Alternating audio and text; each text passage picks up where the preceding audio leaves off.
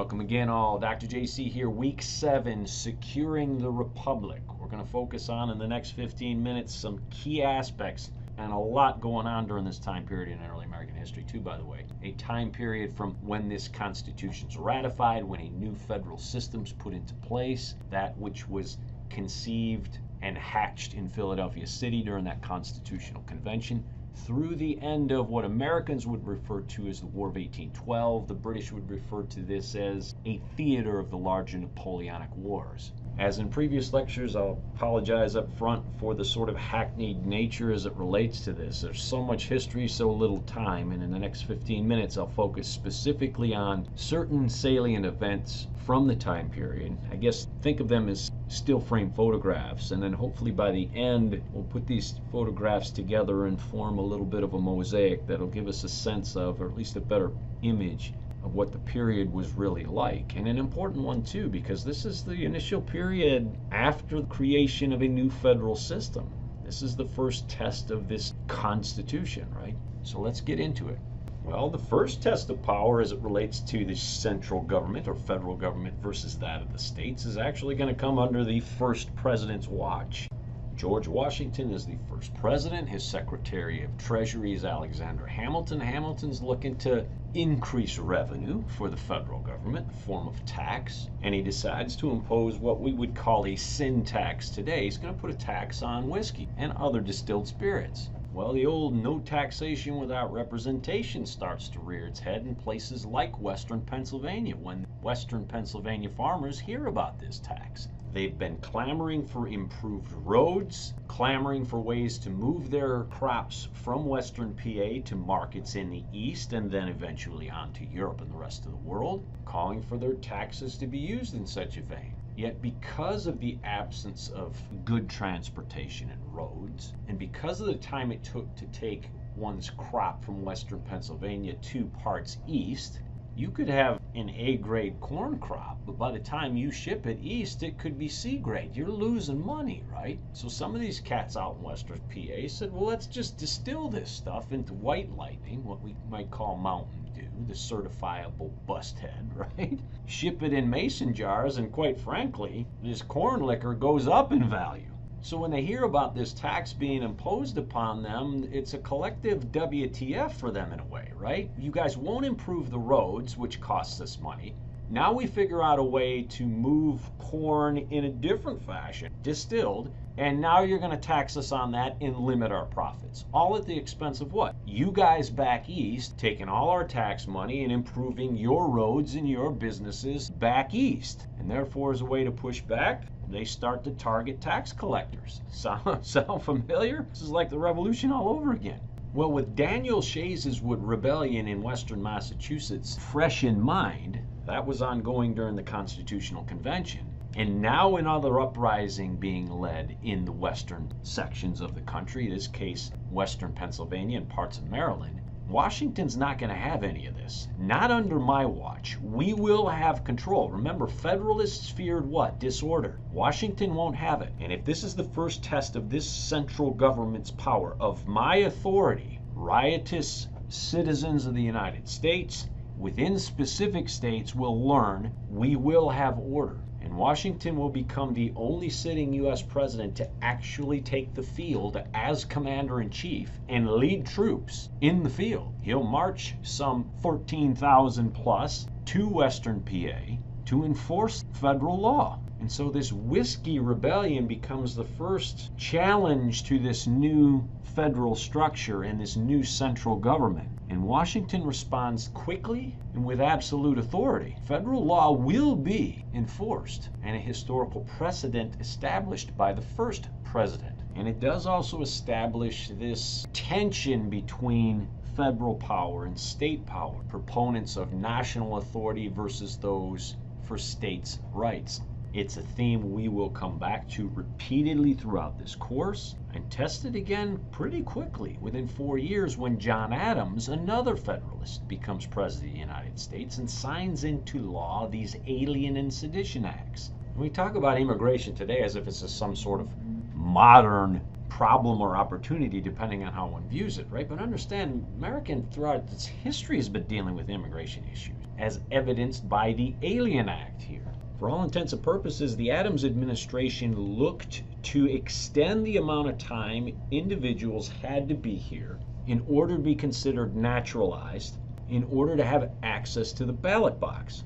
Now, if you happen to be from a forming second party, a party that is in opposition to the Federalists, a party that tends to have immigrants gravitate to them, does this not look like politics? The Adams administration trying to make it harder for folks to vote that normally vote for our party that's in opposition to you? And what about sedition? That if somebody published a piece or op-ed in a newspaper that was critical of the federal government, critical of the Adams administration, you could land in the pokey for that? That the federal government had the right to deport anyone that they thought was a threat? You know, it was one thing for Washington to leave troops into the field to enforce a tax policy. It's quite another now to go ahead and try to limit free speech. So if you're one of these anti-federalists that fears what? Tyranny. You got an all-powerful federal government leading armies into the field, and now you can shut down free speech? Control the press? Wow, you've gone too far now, bro.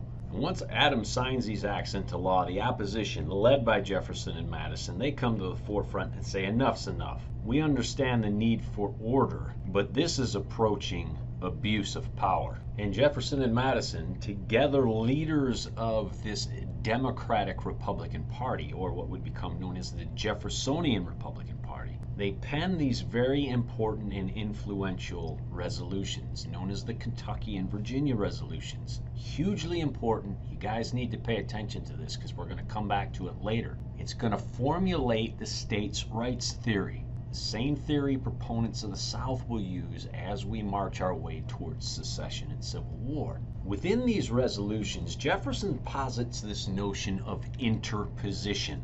And he makes the argument that if a federal law is passed that could be deemed harmful to the citizens of a specific state, then that state reserves the right, through the Constitution, through the 10th Amendment, to interpose, to get itself between the federal government and its people in its state to protect them from what they, and they being the elected state assembly there, they deem harmful to the people of that state.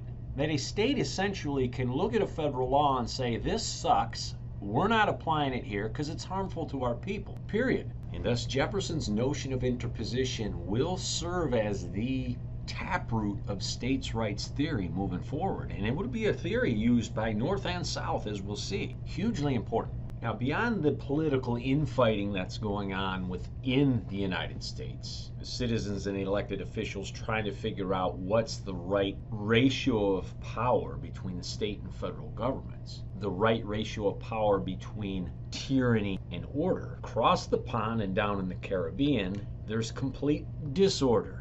A French Revolution's going on, and a Haitian one too.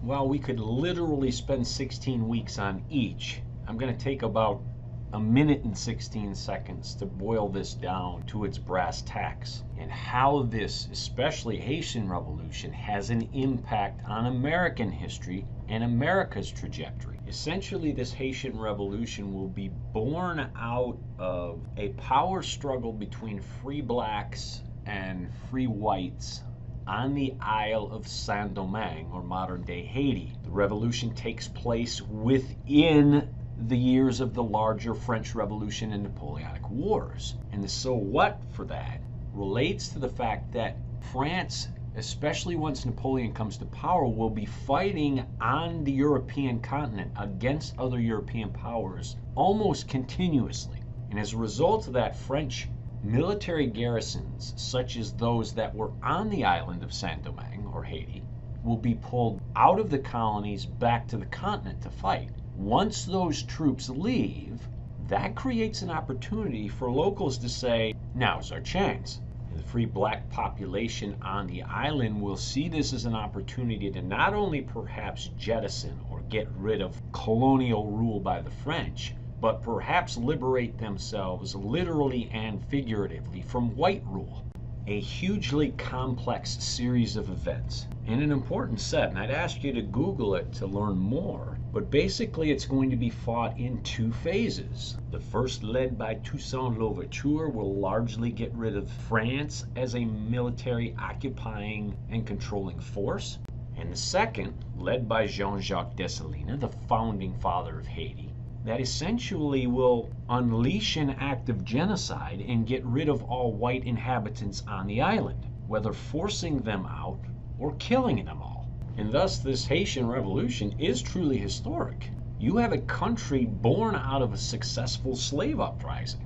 But its impact on the American shores will be felt too, because some of those French citizens that got off the island, they're going to show up in ports like New Orleans, Savannah, Charleston. And what stories are they going to tell of the atrocities that happened on Saint-Domingue? Now Haiti, and is this not the worst fear for slave owners? Slaves rising up, murdering the masters in their beds? So you can bet your boots that slave codes in the South are going to get tightened.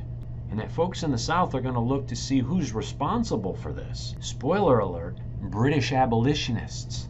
While we know today British abolition didn't have that huge of an impact on events in Saint-Domingue or Haiti, Southern planters used it as a cudgel to pound the table amongst the white citizenry of the South about the threat that is abolition, to include abolitionist forces in the North that are growing, especially in cities like Philadelphia and Boston. The other huge impact of this Haitian Revolution is that Napoleon's tired of dealing with this. He understands it's probably going to be lost, and if it's lost, it's our springboard into the interior of the American continent.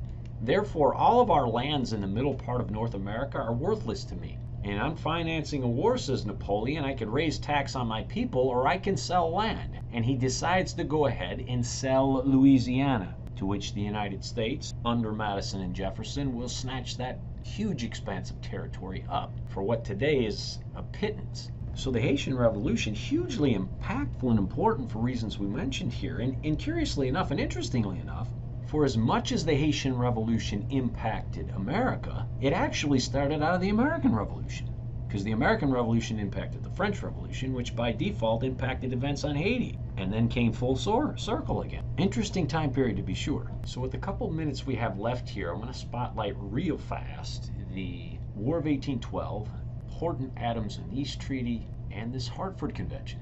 With the War of 1812 in mind, or again, if you're from a British perspective, this is just one theater of a larger Napoleonic War, right? But with this War of 1812 in mind, I'm going to highlight a couple key points associated with it. Please don't read the short space given this as if it's insignificant. It's not. It's significant in its own right, but again, so much history, so little time. The first key point is that this was the first time in American history that a president of the United States, James Madison at the time, asked Congress for a formal declaration of war. This is outlined in the Constitution, and I should hope that the father of the Constitution, James Madison, followed it, and he did. The second key point is this concept of gridlock we hear about in the political world these days, as if the division between parties is something new. Well, it's not. No single Federalist voted for this war. They were all Jeffersonian Republicans. This was a one-party war. Mr. Madison's War, as they called it. Third key point, Native influence. First Nations fought on both sides and at times one another. And as a general by the name of Andrew Jackson fights throughout the South, he will come to recognize how Redskins fight, as evidenced by this Fort Mims massacre, and it will influence future presidents like Andrew Jackson and his Indian policy. Last key point here is the Battle of New Orleans. Not only will Andrew Jackson get his name in the papers and use it to propel him during his presidential campaign, but it also revealed a technological problem, the speed of communication, because this battle was fought after the war was over. A peace treaty had been signed in Belgium well in advance of this battle, and needless blood was shed on both sides. So it led both British and Americans to collaborate on ways we can do communication more efficiently and effectively. Regarding the Adams-Onís Treaty, Spain recognized once France sold Louisiana, Florida was kind of a lost cause. So we're going to go ahead and offer up Florida to the United States in exchange for a firm, fixed line that separates the United States and its western territories and New Spain. So essentially, the United States will get Florida out of this deal. As for this Hartford Convention, it's the first time we hear a set of people from a geographic area. This case, Federalists, none of which voted for the war, right? openly talk about seceding, applying Jefferson's notion of interposition. So secession talk in the North first.